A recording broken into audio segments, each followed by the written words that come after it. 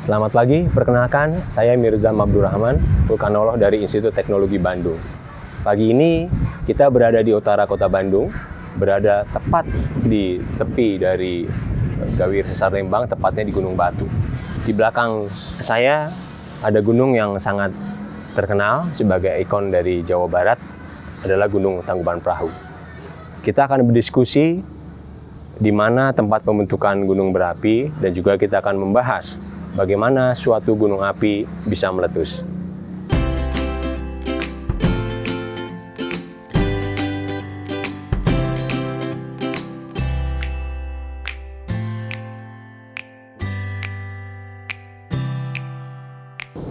Keberadaan gunung api di dunia, seperti halnya Tangkuban Perahu yang ada di belakang saya, itu menarik perhatian bagi masyarakat, tidak hanya peneliti tetapi juga masyarakat pada umumnya.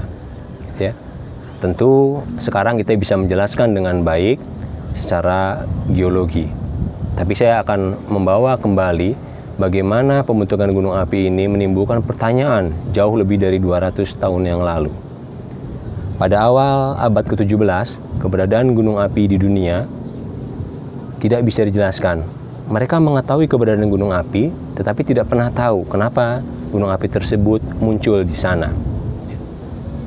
Waktu bergulir, ya, memasuki awal abad ke-20, ketika teori tektonik lempeng mulai diperkenalkan oleh Alfred Wegener di awal abad 20, tepatnya 1912, mulai mendapatkan sedikit jawaban kenapa gunung api terbentuk di sana.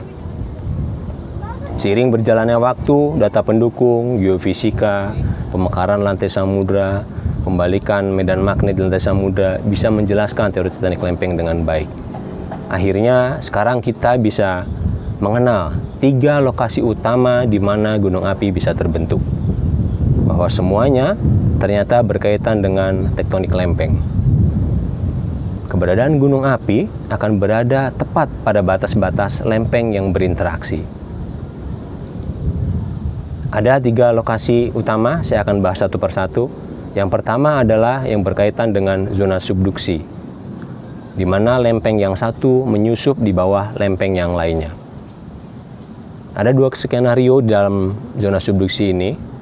Yang pertama dikenal dengan active continental margin, yaitu interaksi antara kerak benua dan kerak samudra yang menyusup di bawahnya. Contohnya adalah di pegunungan Andes. Di Indonesia kita punya, yaitu di Pulau Sumatera. Tipe subduksi yang kedua adalah interaksi antara samudra dengan samudra yang kemudian dikenal sebagai island arc. Pulau Jawa ini adalah transisi sebenarnya. Bagian baratnya mungkin sudah mulai yang dikatakan sebagai active continental margin, sementara bagian tengah ke arah timur dikatakan sebagai island arc. Ya. Jadi Gunung Tangkuban Perahu yang ada di belakang saya adalah salah satu contoh manifestasi gunung api yang terbentuk pada zona subduksi. Sekarang kita membahas tipe yang kedua, yaitu berkaitan dengan punggungan tengah samudra, di mana 2 buah lempeng bergerak saling menjauh, kemudian magma keluar, ya, pada bagian tengahnya, menghasilkan lava, menghasilkan morfologi yang lebih tinggi, kemudian membentuk pegunungan yang dikatakan sebagai mid-oceanic ridge. Ya, kita punya Pacific Rise. Ya, itu adalah salah satu contoh manifestasinya. Kemudian tipe yang ketiga itu adalah gunung api yang berkaitan dengan hotspot, dengan titik panas. Ini berasal dari sumber panas pada kedalaman yang lebih dalam. Ya, tapi yang menjadi pertanyaan adalah kenapa hotspot bisa lahir? Ya, ini ada suatu penjelasan bahwa hotspot, ya, itu berasal dari sumber yang lebih dalam, yaitu mantel, ya, atau ada penjelasan yang lain. Sebenarnya adalah sisa dari subduksi. Lempeng yang menunjam di dalam zona subduksi pada titik tertentu, maka dia akan lepas, dia akan terpisah dari lempeng yang menunjam, yang kemudian akan tenggelam, melayang pada batas mantel atas dengan mantel bawah, kemudian mengalami melting. Itulah kemudian jadi cikal bakal sumbernya hotspot. Yang paling populer di dunia, contoh dari hotspot adalah berada di Kepulauan Hawaii.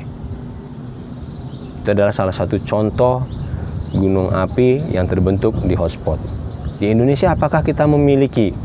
Tidak ada yang pure berkaitan dengan hotspot, tetapi kita punya beberapa indikasi gunung api yang berasal sumbernya dari kedalaman atau hotspot itu. Di bawah Krakatau kita punya, di bawah Muria kita punya, kemudian juga kita di utara Pulau Bali juga kita ada. Di tempat lain di dunia kita juga punya contoh, misalkan berkaitan dengan hotspot adalah di Lake Nyos, ya, di Kamerun. Baik, kita sudah mengenal 3 gunung api, semoga kita mendapatkan gambaran. Jadi ketika kita mendapatkan gunung api, artinya kita berada di batas lempeng atau bekas pada batas lempeng yang dulu. Kalau kita mendapatkan suatu daerah ternyata tidak ada batas lempengnya, tapi di sana ada jejak gunung api, maka kita bisa mengatakan bahwa dulu daerah tersebut berada pada batas lempeng ataupun berasosiasi dengan hotspot. Demikian penjelasan saya, semoga bisa menjelaskan di mana gunung api terbentuk dan kenapa kita bisa menemukannya di sana. Terima kasih.